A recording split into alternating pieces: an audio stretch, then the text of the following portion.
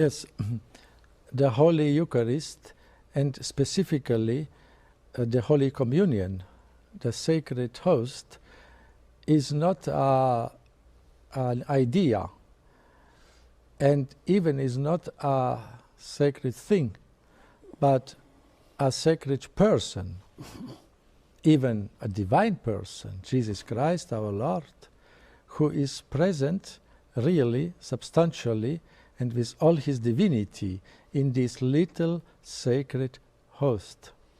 And my concern is that we should be ever more aware and conscious when people approach to receive Holy Communion, that here is the Lord of the universe, God in his unending majesty, who humiliated himself so much. It not only he be incarnated to accept and assume our human nature, but he went even more further. He humiliated himself to this state of being in Eucharist, defenseless. And so he was delivered in our hands. We can make with him what we want.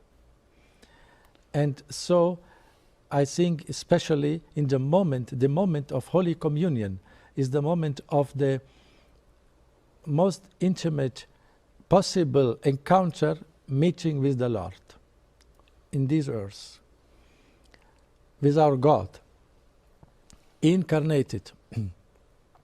And so this moment of Holy Communion has to be a very sacred moment, a very we have to pay so much attention, to take time, and this moment has to be solemn, sacred.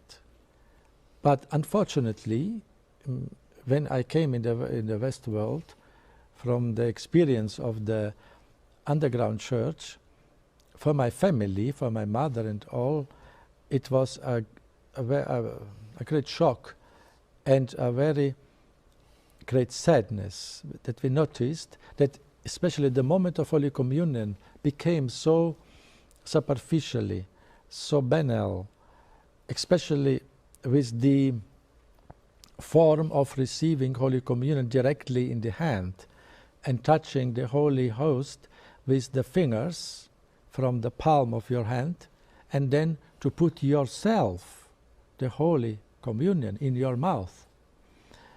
And then all the consequences which flow from this, I would only say four, which are evident and which you cannot deny. Firstly, the loss of the fragments, of the little fragments of the host. Mm-hmm. This loss is very big. It is, and so we expose our Lord. In every little fragment is the whole divinity present, real present. Yeah, see, that's one important thing to focus on. Sometimes you almost get a sense that people think if it breaks off, a fragment breaks off from the host, then it's not really the Eucharist anymore. It is. And it is the Eucharist. Because this is a dogma of our faith. In the Council of Trent, it is a dogma that in each even most little part of the host is the whole Christ present. And therefore, this is a dogma. We have to behave oneself according to our dogma. And in this manner of receiving Holy Communion in hand, with this, we expose our Lord to so a great loss of fragments. So they can be attached on the palm of the hand, in the two fingers, and then between the priest and the communicant, there is no plate. It fall all down. Mm-hmm. Even in our country, we have no communion in hand, thanks be to God. And we are using only always a plate. A paten. A paten. Mm-hmm. And after, even my experience, after each Mass, I have some fragments on the pattern. Yes, it's But often my experience. But when there is no pattern, like in the communion in hand, fall down.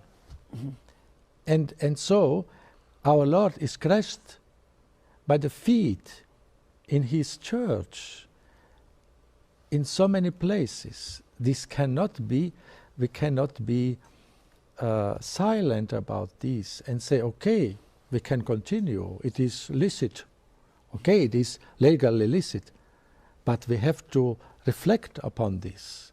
And then there is the first very grave consequence, very grave.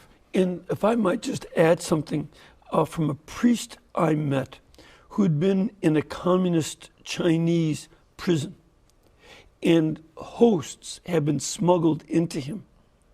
And what he would do is consecrate he was given wine and bread smuggled by his mother.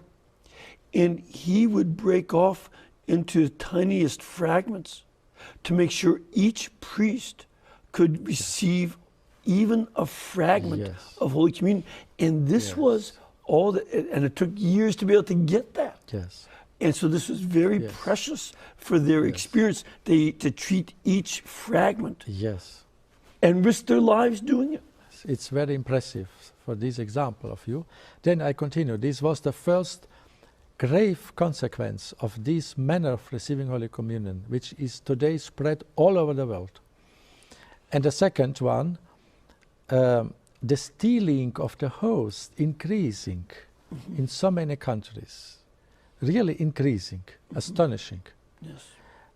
And so we expose our Lord to stealing the host.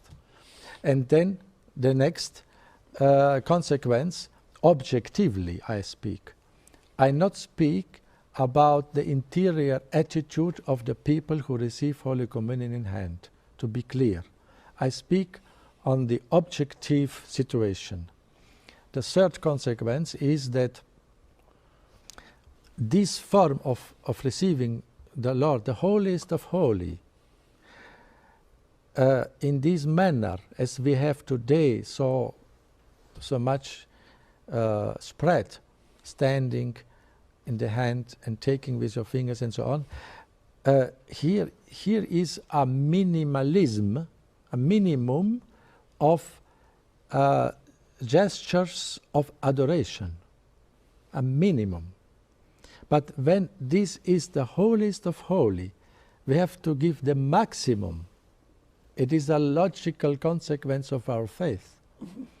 And the fourth consequence is that this manner to put the holiest of holy in the palm of the hand, and then to allow that the faithful take with his both fingers himself, the Holy Host, and puts himself in his mouth, this gesture is very similar to take common food in kitchen, in cafeteria, in your house. You can observe this. And so we have a situation of absence in this manner of real, clear, unequivocal, sacred gesture. And so I think we have to reflect very seriously about this. As a matter of fact, another, related to both points you just made, in the last couple of years, some man had gone to a mass that had been celebrated by Blessed John Paul. And after his beatification, he said, "Oh, I've got that piece of bread they gave me." And he was selling it on eBay. Yes. And so, and he wasn't trying to steal it. He thought of it as a souvenir.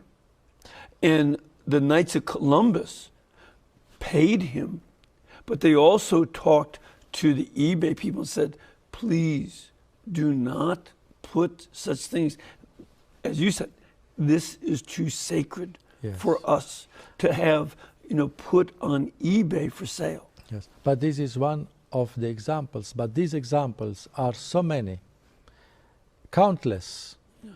And therefore I think we have to wake up, stop,